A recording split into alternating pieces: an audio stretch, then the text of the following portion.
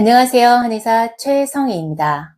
여러분, 속이 울렁거리며 메스껍고 머리는 욱신욱신 터질 것 같고 눈은 뻐근했다가 어느 때는 눈알이 빠질 것 같기도 하고 어지럽기까지 한 두통, 혹시 이런 두통 느껴본 적 있으세요? 저는 20년 동안 이런 두통을 달고 살았었는데요. 참 많이 힘들더라고요. 진통제를 먹어도 그때뿐이고 병원에서 검사해봐도 아무 이상이 없었습니다. 속 울렁거림이 하루 종일 지속돼서 밥도 제대로 못 먹었었죠. 병명이라도 알고 싶어서 검사했더니 양측 뇌 혈류 흐름의 속도 차이가 많이 나서 모야모야병을 의심받기도 했습니다. 반복적인 두통과 뇌 속에 안개가 낀 것 같은 무거움 때문에 기억하는 속도보다 잊어버리는 속도가 더 빠르더라고요. 결국 집중력도 일의 능률도 현저하게 떨어지고 점점 우울해졌습니다. 수많은 시행착오 끝에 드디어 원인을 알게 되었고 치료와 함께 식습관, 생활습관도 바꾸어 나갔습니다.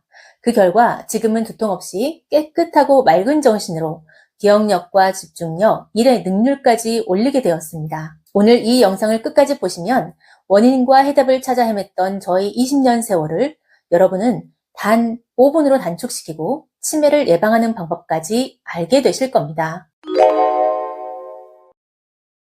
여러분, 앞에 깨끗한 시내가 있다고 생각해 보세요. 시냇물의 흐름이 나빠지면 물이 고이면서 이끼가 끼기 시작하고 점점 물이 탁해집니다. 여름철에 뜨거운 열기가 더해지면 수분은 증발하고 물은 노폐물들로 가득해져서 악취가 진동하는 끈적끈적한 물로 변하게 되죠. 우리의 혈액도 마찬가지입니다. 혈액순환이 느려지면 산소와 이산화탄소, 영양물질과 노폐물 교환이 제대로 이루어지지 않게 되고 그 결과 혈액 속에 노폐물이 증가하기 시작합니다. 이 노폐물들은 인체 장기들의 근육 사이사이에 끼어서 본래 기능을 떨어뜨리는데요. 예를 들어 노폐물이 위장 근육 사이에 끼게 되면 음식물이 소화되는 속도와 힘을 떨어뜨려서 소화가 안 되게 되는 거죠. 노폐물이 가득한 혈액은 뇌에서 통증을 유발하고 기억력과 집중력을 떨어뜨리는 원인이 되기도 합니다.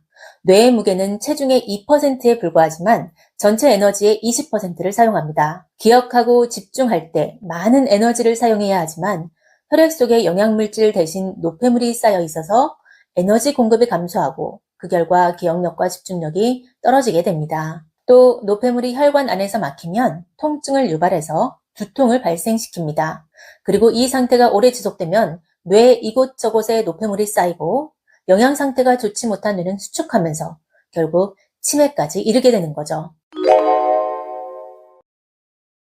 그럼 우리를 괴롭히는 이 노폐물의 정체는 무엇일까요? 한의학에서는 이것을 담음이라고 합니다. 담음이란 우리 몸 안의 진액의 흐름이 나빠져서 한 곳에 오래 정체되거나 졸아서 끈적해진 것을 말합니다. 혈액이나 림프액 외에 몸 안에 불필요하게 남아있는 물질들을 말하는데 담음에는 묽은 것도 있고 끈적한 것도 있습니다.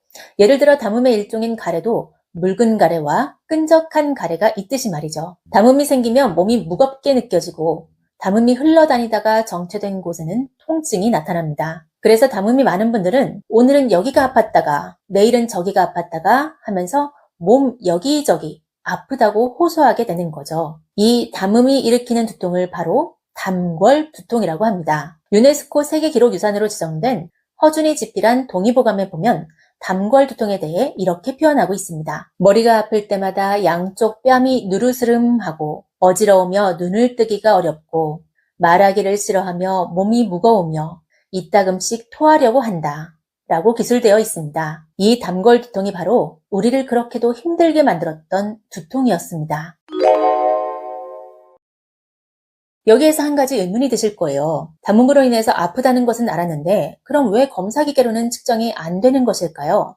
그 이유는 담음이 오장육부 장기들의 근육 사이사이에 끼어 있다면 이것은 검사기계로 측정하기 어렵기 때문입니다. 예를 들어 위 내시경이나 장 내시경은 위와 장의 표면을 촬영하는 것이지 근육의 단면을 촬영하지는 않기 때문입니다. 담음 두통은 담음을 제거하는 치료를 먼저 해야 합니다. 한의학적인 진단과 치료약에 근거해서 담음증 치료를 먼저 해야 합니다. 치료와 병행해서 식습관도 개선해야 하는데요. 담음을 발생시키는 주요 원인은 음식입니다. 음식을 지나치게 많이 먹는 것, 편식하는 것, 찬 것을 먹는 습관들이 바로 담음을 만드는 습관들입니다. 따라서 음식은 적당량만 먹고 배가 부르기 전에 숟가락을 내려놓아야 합니다. 조금씩 골고루 먹으면서 찬 음식은 멀리하고 따뜻하게 데워서 먹어야 합니다. 또한 피로가 누적되면 열이 발생하면서 담음이 유발되기 쉬우므로 피로가 누적되기 전에 일을 마무리 짓고 충분히 휴식을 취해줘야 합니다. 지속적인 스트레스 역시 열을 발생시켜서 담음을 유발하기 쉽기 때문에 평소 정신을 이완시켜주는 것이 필요합니다. 이제 여러분은 담걸 두통이 무엇이고 어떻게 해야 치매를 막고 근본적으로 개선할 수 있는지 알게 되셨을 겁니다. 영상이 도움이 되셨다면 구독 눌러주세요. 여러분이 유튜브를 보는 시간을 가장 유익한 시간으로 만들어드리는 영상으로 찾아뵙겠습니다. 감사합니다.